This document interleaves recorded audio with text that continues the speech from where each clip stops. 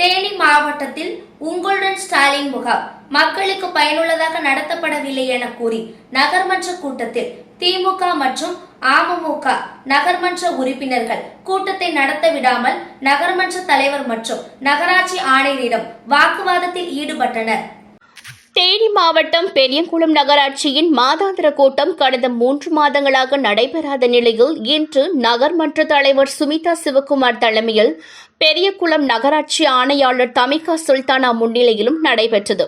இந்த கூட்டத்தில் பெரியகுளம் நகராட்சியின் 2வது வார்டு உறுப்பினர் அமமுகவை சேர்ந்த பால்பாண்டி என்பவர் பெரியகுளம் நகராட்சி பகுதியில் கடந்த சில நாட்களாக நடைபெற்று வரும் உங்களுடன் ஸ்டாலின் முகாம் கண்துடைப்பாக நடைபெற்றதாகவும் இதனால் மக்களுக்கு எந்த பயனும் இல்லாத சூழ்நிலை ஏற்பட்டுள்ளதாகவும் குற்றச்சாட்டு கூடி வாக்குவாதத்தில் ஈடுபட்டார்.